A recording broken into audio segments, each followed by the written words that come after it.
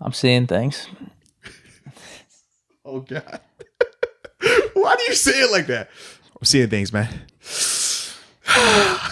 People, do I need to do this or no? Do it, man. You want to do it, bro. You just said do it. Listen, the people want to. They want you to do it. They need you to do it. Give it to us, man.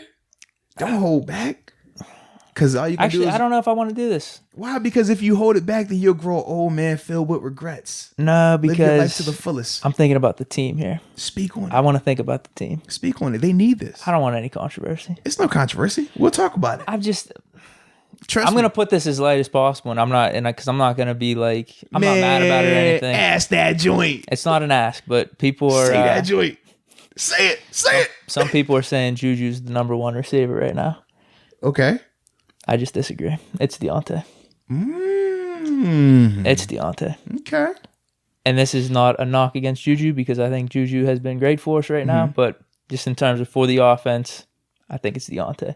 And I think Claypool's got the upside. Maybe not this year, but maybe in the next 2 or 3 years to be the bona fide number one. But I think right now it's Deontay. I don't know. Is this something? Am I looking at the wrong things here? But I think people are saying that. They're saying JuJu's receiver one. I think this is a thing, kind of like we talked about with narratives, right? It can never just be. We always have to label it, right? That's what I mean. I would like it to just be. You're good. Deontay's getting all the target. But Like I think you could see that he's. Talk about why is it when it's with receivers, just let it be. But when it's with the Steelers as a whole, you either have to love us or hate us. We can't just be Steelers, because I know we gotta be even keeled here. But you just went on a rant about, man, since y'all not talking about us enough, we the underdogs that we find on the radar. It's us. It's family. It's We're good. Just let it be. Just be. So with the receivers, once again, between fans and between media, want to label, okay, who's the one? Who's this guy? Two things. Number one, the way their offense is structured, they don't have a featured number one right now. That's what we're seeing. They've used all those guys. No. Even before he was hurt, you think he was still getting touches? But let's be real, JuJu was still featured. James Washington was still getting touches as well. But I think back to last year, this was actually Daryl Drake said it, and then it was followed up. I forgot the coach that took over once Daryl Drake passed, but he said that we don't necessarily need a number one receiver. We're not going to operate like that. And that's what we're seeing right now. Who are we watching? When I think of a number one, I think of how AB was, where it gets thick, you're forcing the ball there. That's the guy you're going to. We're not seeing that with Deontay. We're not even seeing that with JuJu, who Ben has the most rapport with. He's spreading the ball around. Ebron. Even with Ebron, right? He had 7 targets, 5 catches. But even with that, it still was nowhere near what we were accustomed to seeing when you think of true number one receivers. Oh, hell no. But what I'm saying is that connection's building. No, it definitely is. The Wi-Fi is growing a little bit. Well, and I will say this too. You can see the emphasis on it throughout the whole game. I mean, the first 2 passes to him, even though I thought the first pass wasn't a good one, the out that I think it was Murray ends up getting a PBU on. I didn't like that pass at all. It was late. It was inside, similar to the... I don't remember that. Fair enough, but you know what it was? It was very similar to the interception Tre'Davious White had last year against us, where Duck is throwing the out to Deontay. I'm being honest, I don't remember.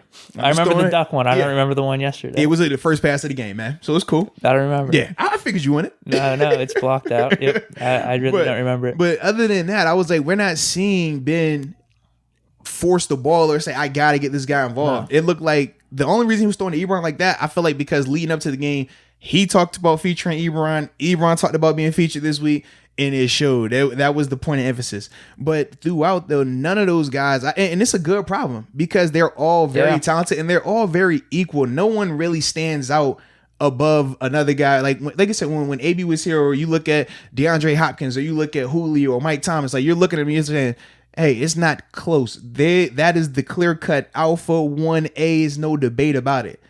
In Pittsburgh, that's not the case right now. All of them are really good, but no one is just head and shoulders above the rest. And that's why I think the offense, from a passing standpoint, is successful, but without having to have a true number one. I don't think there is a true number one right now. I think all of those guys are they're featured in the offense.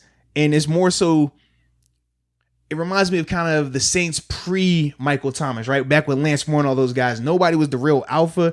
Even with Colson, like they were all good, but it was more so, Breeze is going to spread that ball around whoever's open. That's what we're seeing right now with Ben, and that's why I think he's playing a lot better. See, I like how you use that distinction of your wide receiver one, because you say wide receiver one, you just think everybody thinks that's first guy on the depth chart. Right. So that's I agree with you because Deontay is not AB yet, but I do think he is the best receiver on the team right now. Okay. In terms of run after. See, I don't know. You're right. Each one plays a role. Yeah. But I think Deontay is the best right now. What the degrees are, I mean, I don't know. Well, because the counter to that, and people will argue this, JuJu has shown the better hands, whereas Deontay has shown some lapses from not even the fumbles, but just But I think Deontay drops. could do more in terms of playing the outside, the route running, all that type of stuff, and making guys like. I think there's more to Deontay's game from that area. Whereas I think JuJu is finding that role, kind of in the slot, getting that pass out there.